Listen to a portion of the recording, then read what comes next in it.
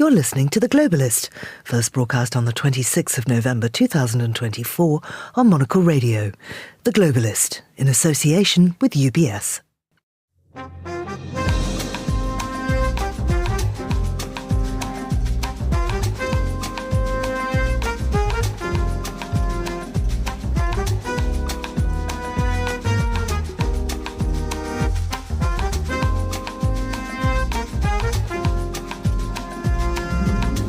Hello, this is The Globalist, broadcasting to you live from Midori House in London. I'm Georgina Godwin. On the show ahead...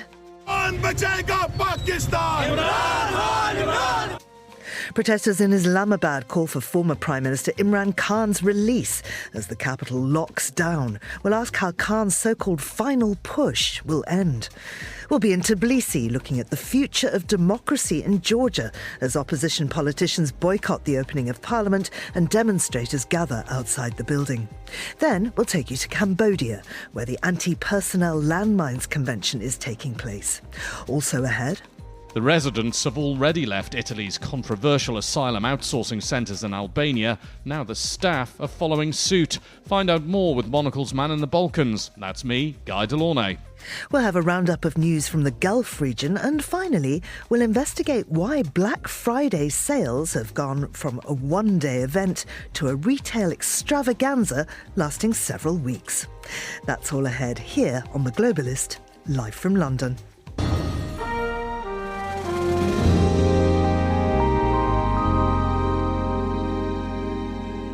First, a look at what else is happening in the news. The Israeli cabinet will meet today to discuss approval of an agreement to temporarily end hostilities with the Lebanese militia Hezbollah. A US judge has dismissed the federal criminal case accusing Donald Trump of attempting to overturn his 2020 election defeat after prosecutors moved to drop that prosecution and a second case against the president-elect. And an ethnic minority army that's part of a formidable rebel alliance fighting Myanmar's ruling military has announced its willingness to hold talks with the junta after a year-long battle along the Myanmar-China border. Do stay tuned to Monocle Radio throughout the day for more on those stories. But first, Imran Khan, the former Prime Minister of Pakistan, issued a final call to followers of his PTI party, asking them to take to the streets of the capital, Islamabad, until their demands, that he should be freed after more than a year in prison and that fresh elections should be held, are met. Thousands began a march to the capital over the weekend as authorities sealed off Islamabad with shipping containers, shut down major roads and highways connecting the city with PTI strongholds, and disabling communication networks.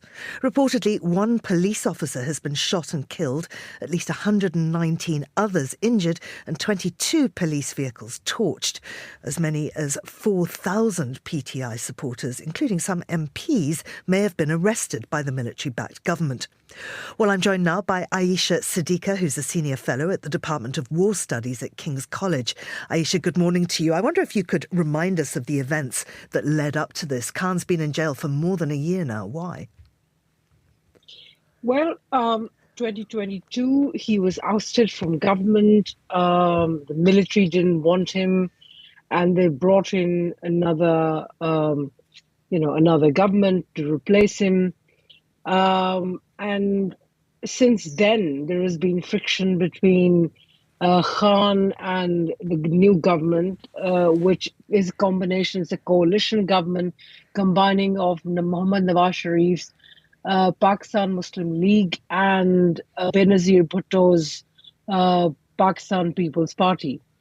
Khan, and then what later happened was 2024, there were the general elections, which were heavily rigged. Had they not been rigged, perhaps Khan would have made it to power. And since then, what has happened is on corruption charges, there have been different cases against him. There are about 100 cases against him. One reason or the other, they're keeping him behind bars. And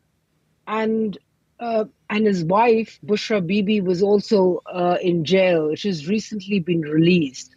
And right now, she's currently the one who was leading the sit-in, the protest.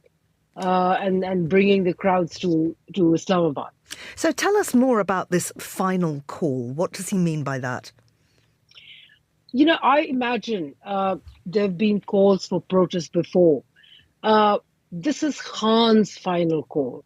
Now, what had happened is that he had left it to his party. They would give a call, then somebody would withdraw. There is also friction within his party. But it's a sense of desperation as well, because very recently the government signed the 26th Amendment through the parliament. 26th Amendment to the 1973 Constitution of Pakistan. And they've withdrawn a reduced power of the judges. Judges, a higher judiciary. The higher judiciary up until now was divided. Some of the judges were supporting Khan, and now they're completely controlled.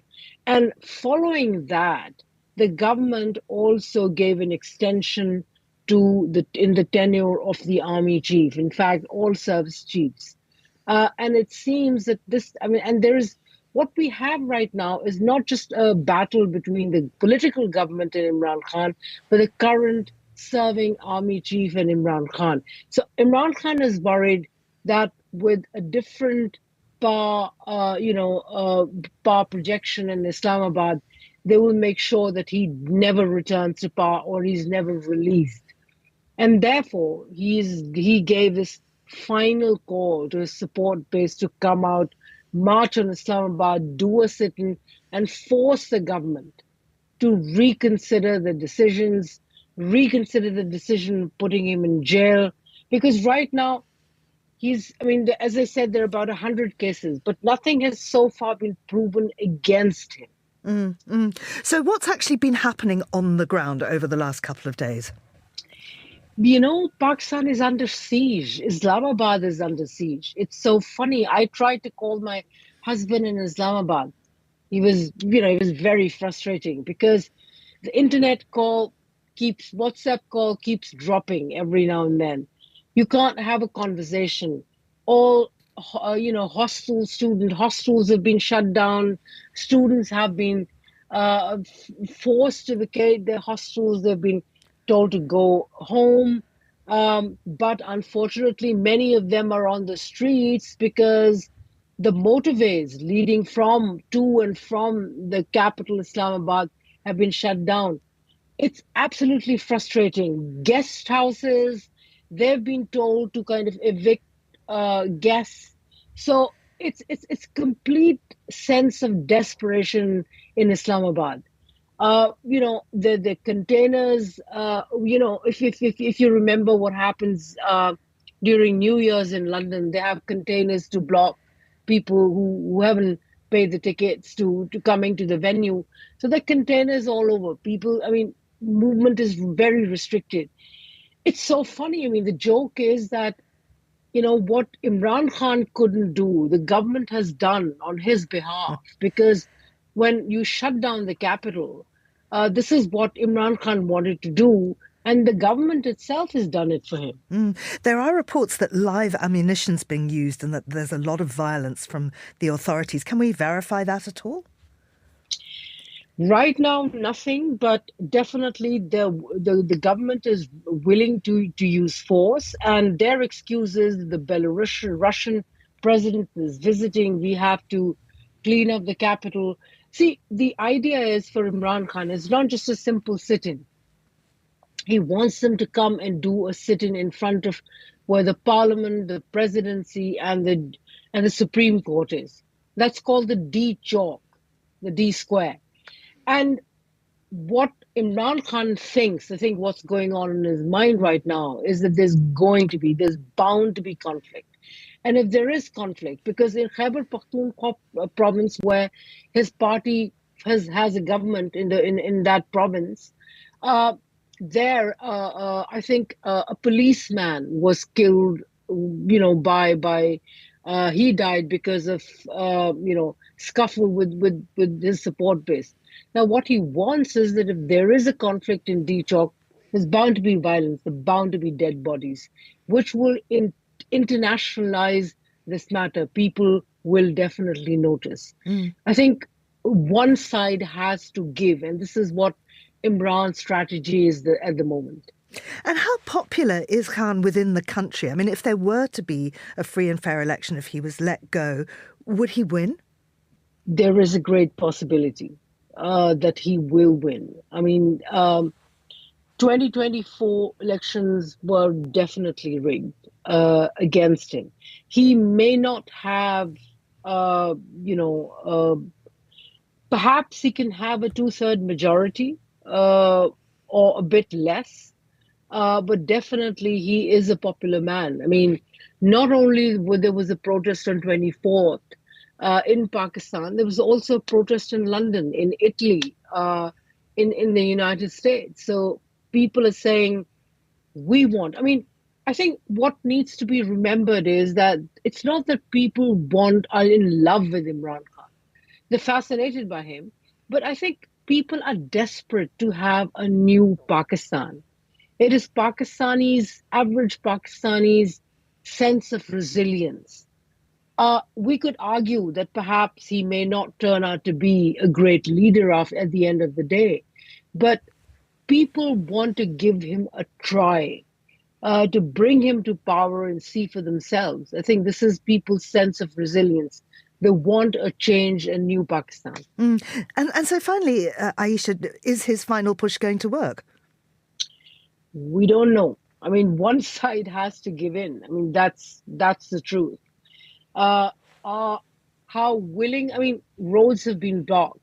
But PTI supporters, especially from Khyber Pakhtunkhwa province, which is majority, Pashtuns, they're coming to Islamabad. They're trying to push their way into Islamabad, into the capital city, find some way to get to the D-Chowk.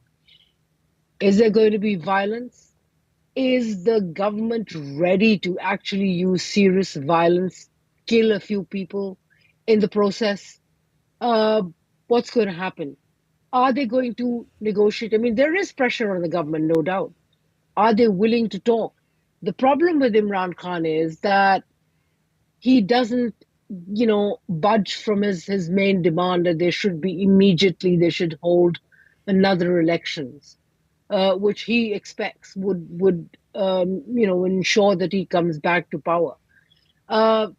The government, on the other hand, the military, on the other hand, is saying, all right, we'll release you, we'll put you under house arrest, move you from jail, but, give us maybe another year, 2 years.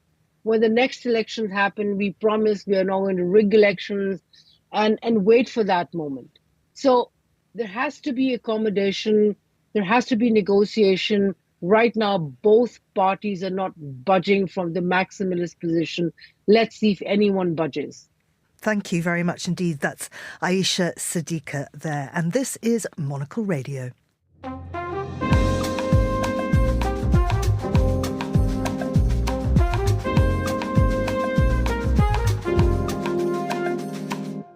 It's 8:09 in Tirana, 7:09 here in London. Just a few weeks ago, political leaders were lining up to praise Italy's controversial deal to outsource some of its asylum procedures to Albania. European Commission President Ursula von der Leyen held it up as a model for other EU countries to follow, and Britain's Prime Minister Keir Starmer expressed his interest in the arrangement. But now Italian opposition parties are lambasting Georgia Meloni over an expensive fiasco as staff at the asylum centres return to Italy because they've had no claims to process. Monocle's man in the Balkans, Guy Delaunay, can tell us more. Guy, thanks for coming on to the show and good morning to you. Can you remind us of this original plan? Well, Georgina, the original idea, this cunning plan of Georgia Meloni's, was for Italy to construct and operate 2 centres in Albania. There'd be one at the port of Shenzhen for the initial processing of asylum claims, and another would be an accommodation facility down the road about 20 kilometres in a place called Jader. And the idea for this was to have people coming in on boats, Italian naval vessels, as a fast-track process, turning around asylum claims within a month, and if the claims were rejected, then unsuccessful applicants would be repatriated directly from Albania without ever setting foot in Italy. And the whole idea was unashamedly to make the idea of going to Italy to claim asylum less attractive. And Georgia Meloni was talking big numbers. She said that these centres would be able to process 3,000 people a month with a maximum of 36,000 people a year. It's safe to say we haven't really had that so far. Well, so tell us about the numbers. Well, since the first arrivals last month, and these centres have been officially operational since October the 11th, there have been a grand total of 24 people seeking asylum in Italy who've set foot in Albania at these centres, and none of them have stayed in Albania for longer than 48 hours. Not because they've been repatriated, but because they've all gone to Italy. And this is because in some cases they set foot in Albania. The UNHCR, the UN's Refugees Agency, inspected them and said that they weren't suitable to have their claims processed in Albania because they were vulnerable or underage or another one of the reasons, which meant they didn't fit the criteria. And then we had 2 court rulings to match the arrivals of 2 Italian naval vessels in Albania saying, no, you cannot process these claims in Albania under the current laws of Italy. You've got to send them to Italy for their asylum claims to be processed. So that's really stymied the whole venture. And now, of course, the people who run the asylum processing centres, they've been returning to Italy as well. Yeah, that's right. So we've already seen about 50 police officers moving back to Italy earlier this month. And over the weekend, there were dozens of social workers, because you've got to have social workers at a centre like this. And they've also been returning to Italy, the official line being that their presence in Albania was needless. And there are still lots of Italian officials there, Georgina, and that's causing issues. I mean, you can imagine what Italy could be doing with a couple of hundred police officers. You know, it's got problems of its own. And the chief prosecutor of Naples says the continued presence of police officers in Albania is a waste. He wants them all to be brought back to Italy, where he says we're struggling with staffing shortages for thousands of police. So I wonder how Italy's opposition parties are reacting. I mean, they must be thrilled with seeing one of Meloni's policies in such big trouble. Can you imagine? I mean, this isn't just one of her big policies. This is something which was making her look like something of a star in European circles. You had Ursula von der Leyen falling over herself to give praise to this idea of outsourcing your asylum procedures, saying that she'd written letters to the heads of other European governments suggesting they look at doing something similar. As you mentioned in the introduction, Keir Starmer sort of having a little look around, could we do something this as well? Although Albania's Prime Minister Edi Rama has always been very clear this was a deal for Italy and Italy only. But yeah, the opposition have been looking at this, and they're saying that the cost of this is just utterly ridiculous for what's just become a piece of failed performative politics. So Italy officially is committing about 700 million euros to this venture over the 5 years it's meant to be operating. The opposition have come up with figures of their own, putting it close to €1 billion. And, well, you won't be surprised to hear that Riccardo Maggi from the More Europe Party, which is an opposition party, reckons it's an epochal failure. So is that it for asylum outsourcing? Well, the Italian government hasn't given up. It said that the centres in Albania will remain open and operational, and that these worker transfers to Italy are simply a matter of staffing needs for the moment. What we have got going on in the background, which I think everybody should be keeping an eye on, is the battle between the government and the courts. The government already made one attempt between the 2 arrivals of the naval boats in Albania to change the legislation so that the courts couldn't intervene in what was going on in Albania. That's now, they're also now changing things again. They're looking at whether these courts can rule at all on these cases going forward. And Guy, what implications does this have for other countries? For instance, Britain, which has been considering a similar scheme. Well, as I said, the thing with Albania is they didn't want to do this for anybody else. And it was quite controversial within Albania. There was an appeal made to the Constitutional Court in Albania saying, look, this isn't really correct to have another country constructing and operating asylum processing centres on Albanian soil. It's a violation of sovereignty. So you're not going to see Albania repeating this idea in all probability. And the way you look at things with the number of people coming up, say, for example, either the Balkan route for refugees or through the Mediterranean onto the Italian and Greek islands, those numbers have actually been going down quite drastically.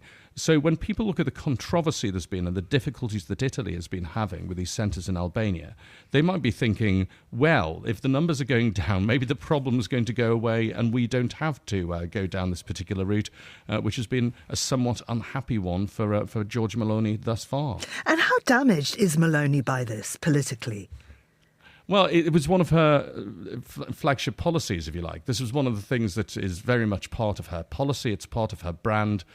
She came into power. We know what her background is. It's in the hard right of Italian politics. And this was something where she was saying, and we've seen politicians trying to use immigration as an electoral issue, trying to use it as some place in which they can differentiate themselves from competing parties. That's what Georgia Meloni has done with this. It's not exactly something that she staked her premiership on, but it is something which is one of her signature policies and which she was getting a lot of kudos from internationally. So obviously that's going to be damaging if she is seen not to be able to make it work. Guy, thank you very much indeed. That's Guy Delaunay there. And this is The Globalist. UBS is a global financial services firm with over 150 years of heritage. Built on the unique dedication of our people, we bring fresh thinking and perspective to our work. We know that it takes a marriage of intelligence and heart to create lasting value for our clients. It's about having the right ideas, of course, but also about having one of the most accomplished systems and an unrivaled network of global experts. That's why at UBS, we pride ourselves on thinking smarter to make a real difference. Tune in to The Bulletin with UBS every week for the latest insights and opinions from UBS all around the world.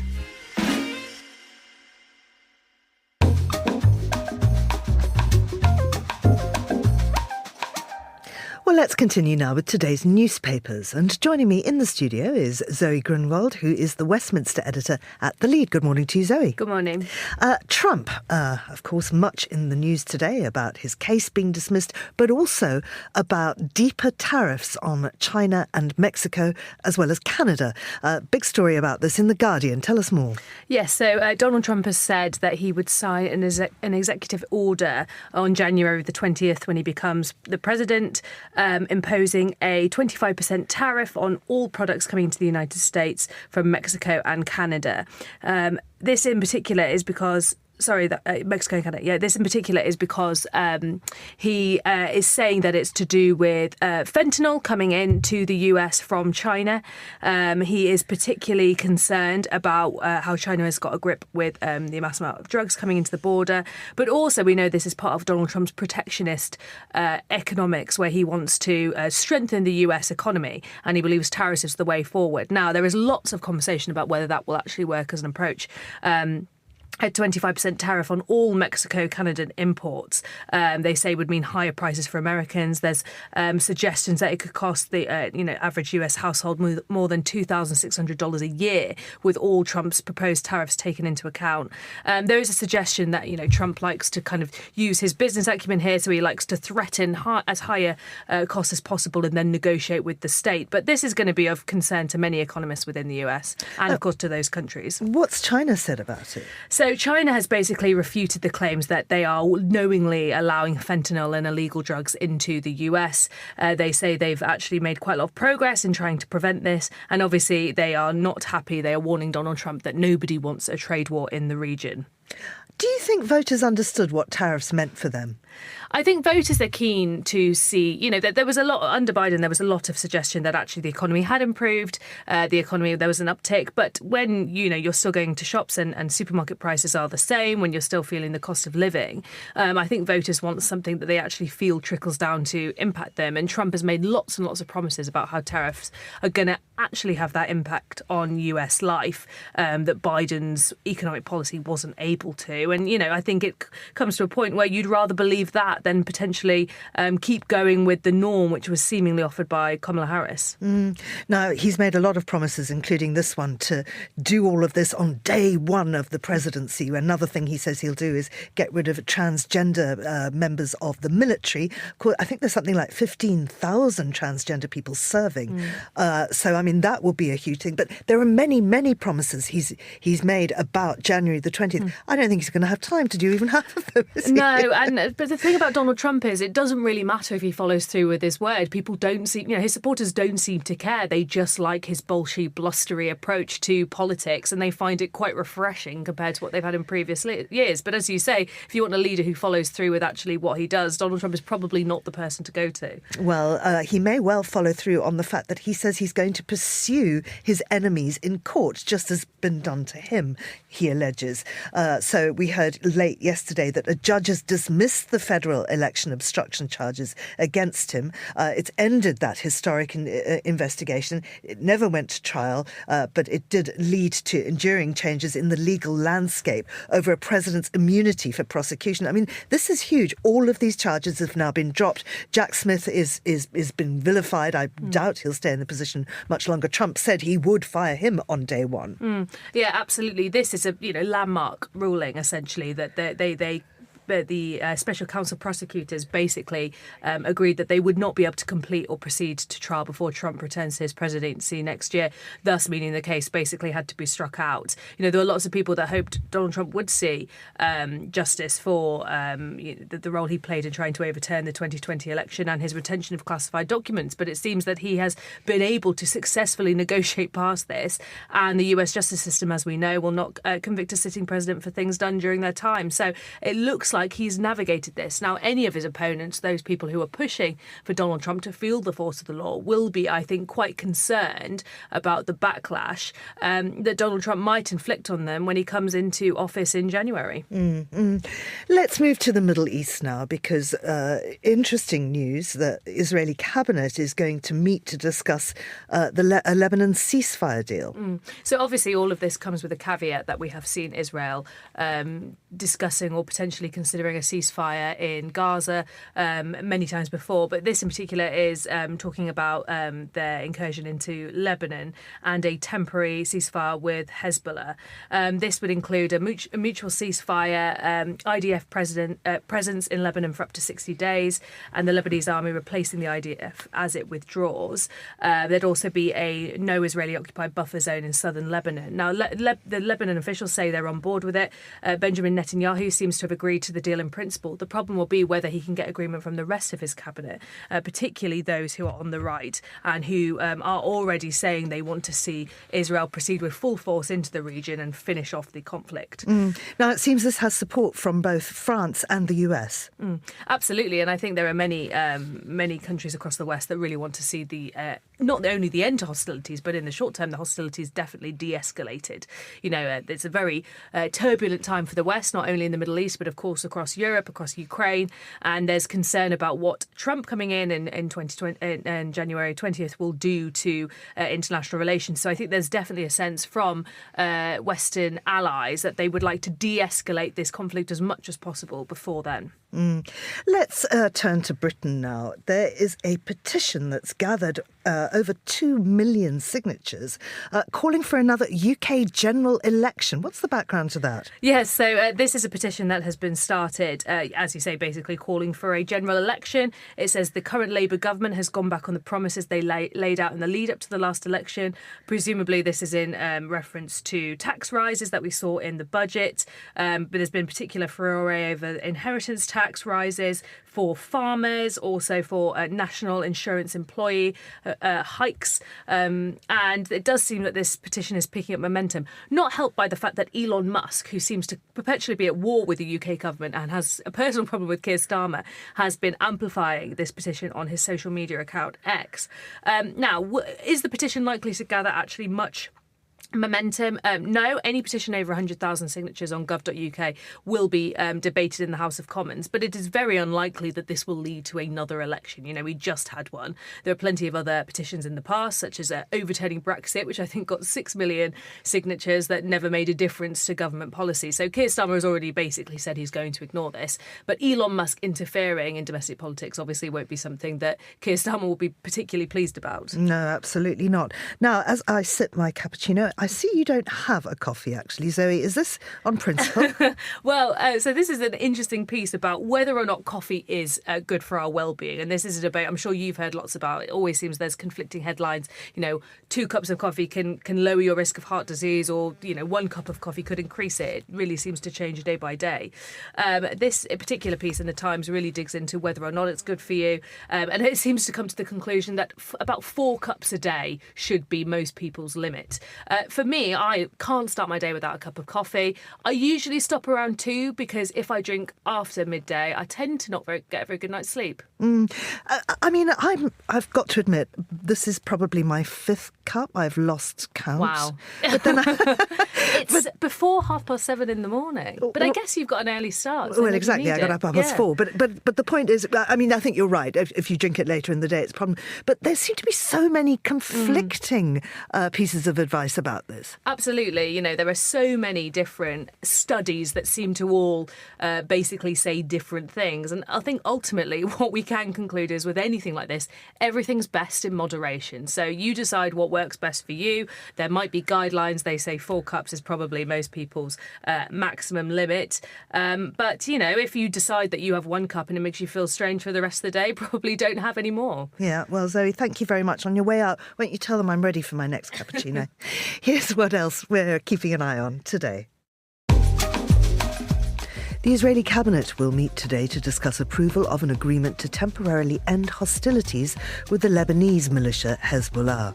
The proposed truce would reportedly be for an initial period of 60 days and include the withdrawal of Israeli forces from Lebanon, according to media reports.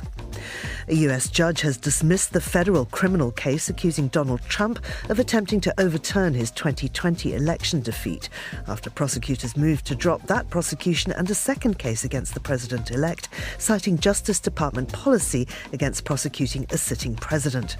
Trump vowed during the campaign that he would fire Special Counsel Jack Smith, the lead prosecutor overseeing both cases, if he returned to the presidency. And an ethnic minority army that's part of a formidable rebel alliance fighting Myanmar's ruling military has announced its willingness to hold talks with the junta after a year-long battle along the Myanmar-China border. The Tang National Liberation Army's decision, announced late last night, comes as powerful neighbour China puts pressure on rebels amid the rapid degeneration of the military, which Beijing has long seen as a guarantor of stability. This is The Globalist. Stay tuned.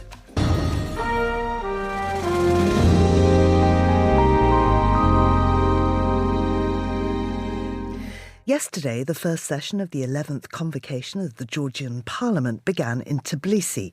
All opposition members of Parliament were absent, as was the President, who refused to convene the session. No ambassadors were invited to attend. Present were 88 members of the Georgian Dream Party who claimed victory in the recent election. Also there, outside the Parliament building, were riot police, keeping in check crowds of protesters who'd been demonstrating outside for the 2 nights preceding the opening session. Well, for more on this now, I'm joined by Joshua Kuchera, who's a journalist based in Tbilisi. Josh, many thanks for coming on the show. Can you just recap on the background to these protests? Right. So a month ago, there were parliamentary elections, which were very hotly contested and which by both sides, the ruling party and the opposition, were presented in kind of existential stakes. Those elections ended in a large victory for the ruling Georgian Dream Party, who got 54%, and there was a coalition of 4 opposition groups, and they got 38%, so really quite a large margin. But there were widespread allegations, widespread reports of fraud and irregularities, and the opposition claims that those irregularities were of a systemic nature and enough to invalidate the results of the election. And so opposition supporters have been protesting in an attempt to get these elections canceled. The president, who is formally, legally, she's a figurehead, but she supports the opposition, and she's kind of the rallying figure around whom the opposition is organized. She has filed suit in the Constitutional Court to challenge the results of the election.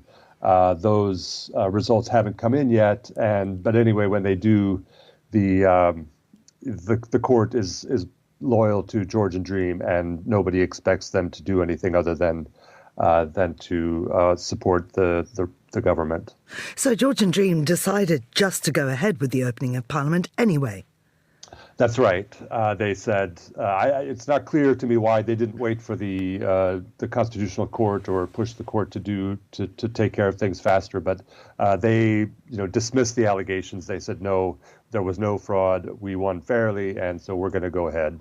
Mm-hmm. What business was conducted? Because I mean, there wasn't certainly not a full complement of MPs there. No, I think it was fair. It was just kind of technical business, setting things up, and this formal convocation. They announced a few new ministers, but this is not the first time this has happened. The opposition has boycotted Parliament before, and it's operated for weeks and months without the opposition. So it can operate fine without the opposition. But in all these previous cases, the opposition eventually came back. We'll see if this happens this time. So can you give us a flavour of the protests that were happening outside Parliament, and are they still continuing? Since Election Day, there have been sporadic protests that a few thousand people have been at. I would say they're relatively small compared to the last big election, last big protest movement, rather, in the spring when there was this controversial foreign agent law. Then the protests were quite large and spirited. I think that the election results kind of took the wind out of the sails of many of the opposition supporters, and the protests this time around have not been as big.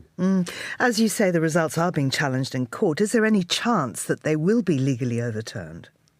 I would say no, because the court is like I said, loyal to the ruling party, and it would be a pretty unprecedented thing if they ruled for the president this time. Could we see them being reversed by violent means?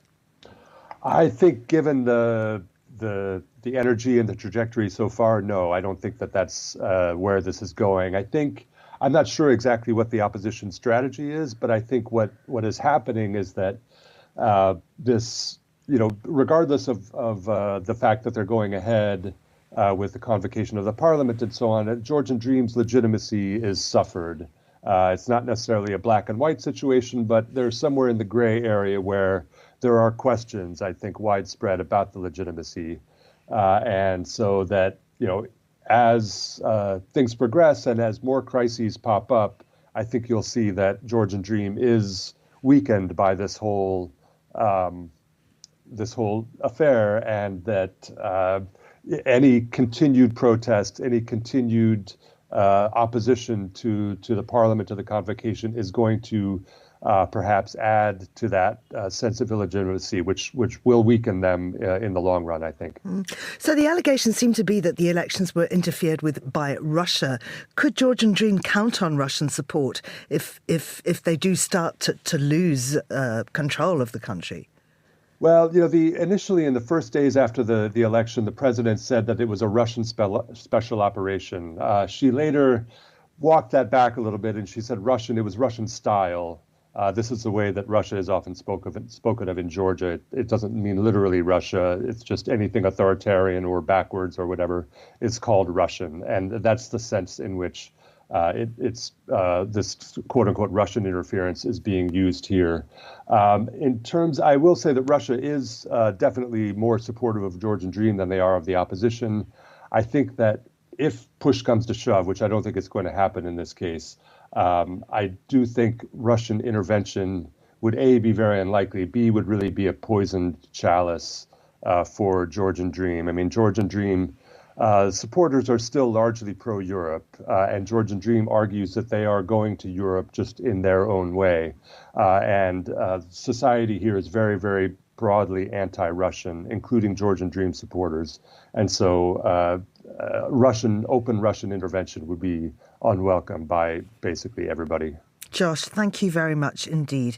That was Josh Kuchera speaking to us from Tbilisi. And this is The Globalist on Monocle Radio.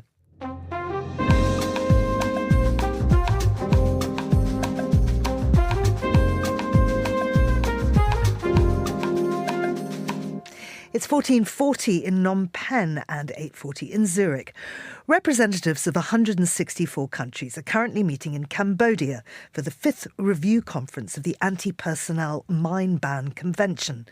Speaking at the meeting, United Nations Secretary-General Antonio Guterres said that threats from landmines remained as some state parties to the Mine Ban Convention, known as the Ottawa Treaty, renewed the use of anti-personnel mines. Well, joining us from Siem Reap with more on this story is the Foreign Affairs journalist Rachel Hagan. Rachel, welcome to The Globalist. I wonder if you could start by telling us more about the Ottawa Convention, or the Mine Ban Treaty, which entered into force in March 1999. Yes, of course. Thank you for having me on the programme. As you said there, you didn't say it's a bit of a mouthful, but the title of the treaty is a bit of a mouthful. But the short way of referring to it is the 1997 Convention on the Prohibition, the Use, the Stockpiling, Production and the Transfer of Mines. Now, I think it's really worth saying that this treaty is very different from many other treaties across the globe, which may have seen, ministers sat in offices having very high-level conversations. This was really started at a grassroots level from people in their countries who, may have become amputees from walking across the mine and felt that they had to do something about this. And it's clear here in Cambodia, when you're talking to people, you're talking to people who were responsible for starting the treaty. And I just want to say where I'm actually sat right now is a beautiful garden on the outskirts of Siem Reap. And I was invited here by a lady called Sister Denise, who is an Australian woman but has lived in Cambodia for the last 35 years and was pivotal in getting Cambodia to be a signatory. She won a Nobel Peace Prize with the Survivor tune, and the music has just stopped. But outside, we were welcomed by a wonderful band of survivors who have either lost their limbs or lost their eyesight, and who have welcomed the Australian delegation here today. And because, of course, Cambodia has a particularly bloody history when it comes to mines. Of course, Cambodia lived through 3 decades of conflict, which ended more than a quarter of a century ago. But despite it ending that long ago, still millions of mines are adding to the list of victims killed. So over 65,000 casualties have been reported since 1979, resulting in close to 20,000 people being killed and nearly 45,000 people being injured. There's a huge sense of pride here for Cambodia to be hosting the convention. I think the Australian ambassador yesterday called it the spiritual home of the convention. It was once one of the most heavily mined countries in the world. It has one of the biggest minefields in the world, but they have come through that and nearly cleared half of their landmines. There's still a long way to go. And next week, I will be visiting a minefield very close to the border with Thailand, and to see the taxing work that the people are carrying out here. One wrong step could mean the end of your life. It's very hot. I'm sat here with a fan on me. These people are wearing, what looks like a form of PPE to protect themselves from clearing the mines. And also worth saying that Siem Reap is not the capital. Phnom Penh is the capital, but it's being hosted here. It's called the Angkor Siem Reap Summit. Obviously, the huge Angkor Wat, the archaeological site of great beauty. We were absolutely privileged to have dinner there for the opening night. And again, it's just that sense of pride that they're holding it here, and that they are really one of the countries who has emerged from this decades of violence.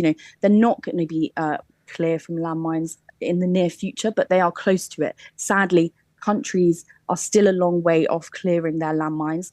The treaty was the treaty's inception would hope that by 2025, which is just a couple of months away, all countries would be clear of landmines. But unfortunately, only Oman is on track to the clearance deadline.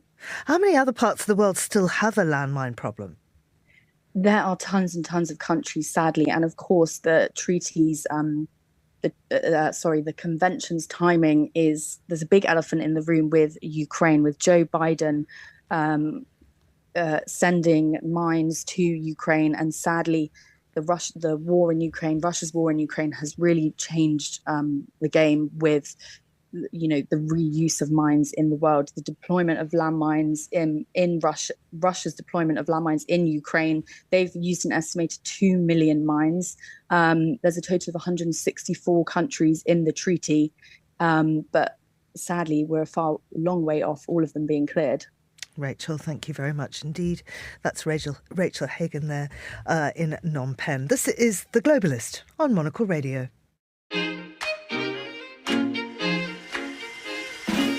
UBS is a global financial services firm with over 150 years of heritage. Built on the unique dedication of our people, we bring fresh thinking and perspective to our work. We know that it takes a marriage of intelligence and heart to create lasting value for our clients. It's about having the right ideas, of course, but also about having one of the most accomplished systems and an unrivaled network of global experts. That's why at UBS, we pride ourselves on thinking smarter to make a real difference. Tune in to The Bulletin with UBS every week for the latest insights and opinions from UBS all around the world.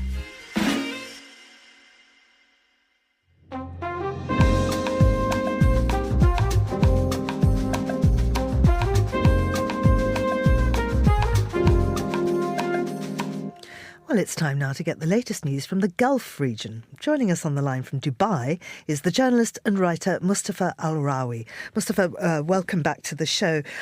So there was the murder of an Israeli man in UAE a few days ago. Now the country says they've identified and arrested the men who killed this young Israeli rabbi. Hi, Georgina. Thanks for having me on. The case of Rabbi Zivi Kogan has shocked the UAE and has caused consternation beyond the region. It's alleged that he was murdered. He went missing last week. His family reported that, and then the news that broke was actually out of the Israeli Prime Minister's office, condemning what it called a terrorist act. From the UAE's authorities' point of view, they've arrested 3 suspects, Uzbekistani citizens, in connection with what is suspected to be a murder. There's still not a lot of confirmed details as to what has happened, but suffice to say, everyone's focused on this and are very concerned because, frankly, murders are rare here in the UAE. So whenever there's one like this, it becomes high profile. I said Kogan was Israeli. In fact, he entered the country as a Moldovan. Why would Uzbekistanis want him dead? I mean, there's a lot of speculation out there as to why. I mean, there has been reports that in the past there's been links between Iran and Uzbeki nationals carrying out their operations. Israel has been very quick to target Iran. Iran denies any involvement, but tensions are very high in the region in general because of what's happened in Gaza this past year or so, as well as the current escalation in Lebanon between Israel and Lebanon there. So it's difficult to be drawn to exactly what is behind this, but it's pretty clear that this is something that might have been quite linked to the wider political situation. Let's go on to some transport news now. And this is very exciting because it looks like an air taxi company is on track to begin commercial operations in Abu Dhabi. It's very interesting because there are 2 companies globally pioneering electric air transport. One is Archer Aviation from the US, the other is its rival Joby. And they're both focusing on getting regulatory approval, and they have had regulatory approval in the UAE to begin their operations. And will, in fact, begin quicker than in the US or anywhere else because the government's been keen in both Abu Dhabi and Dubai to get this going because of a number of reasons. One, traffic issues, and secondly as well to kind of pioneer a more environmentally friendly form of transport. So they're very quiet. these electric kind of helicopter style modes of transport. They can fly 4 people very quickly from, say, the airport to a resort or a hotel. And so it's quite exciting the next couple of years what could develop here and what it means for the rest of the world as well. And it's vertical takeoff and landing. One thing that really struck me is the safety aspect. I'm told that it's different from a helicopter because that has hundreds of what they call single fault parts. But this doesn't work like that. That's according to what Archer Aviation says, that it's a different proposition. It may look slightly like a helicopter, but it's something very different. It's new technology. Like you said, it's vertical takeoff and landing. The engines don't have to be running until you actually start your journey, which keeps it very quiet. It's electric, so it adds to the environmentally friendly aspect of it. And of course, safety is paramount here. And regulators in the US have been very cautious, as they should be, before giving approval. And actually, it's the first time that this kind of transportation will get approval outside of the US. And that's quite interesting for the UAE. And I mean, when we think of private air travel, we think of great expense, but actually their aim is to be sort of similar to an Uber. Yes, and the idea will be very much integrated into the wider transport network. So, for example, if you opened your app, or there was Uber or another platform, you'd be able to book both this and then the final ground transportation at the same time. And the idea would be seamless from start to finish. And it's like you said, it's not akin to helicopter travel or even private jet travel. The idea is the price would keep going down at scale. And even now, it's not unaffordable at the higher end, shall we say. I'm not sure you'll be doing the school run with it anytime soon, but it will get there eventually. I've suddenly had a sort of thought about somebody listening back to this programme in 10 years and marvelling that we thought that this was something that was coming in the future, because we'll all be using this. Yes, I think it really solves a problem. Like I said, traffic and pollution. And that's why the urgency is there to get it going. And there's a lot of demand for it. And it really does. It's a real shortcut to a more sustainable future. Yeah. Let's just have a quick look at Dubai's reef project. Yeah. So again, kind of tangentially, the wider environmental story is that as development has been very rapid in this part of the world, you also have the consequences of it affecting the ecosystem. So there's been not just sort of the effect of development on fishing stocks, but also overfishing as well, which is a common problem in other places. So the solution has been in Dubai to sink artificial reefs, but artificial reefs using sustainable materials. So you're not only encouraging higher sort of biodiversity, but also you're ensuring that what you're putting down there isn't going to damage the environment any further. And the benefits are not just for food security, but also ultimately for tourism. If you've got great diving locations that will draw people from around the world. Mustafa, thank you very much indeed. That's Mustafa Al-Rawi speaking to us from Dubai. And this is The Globalist on Monocle Radio.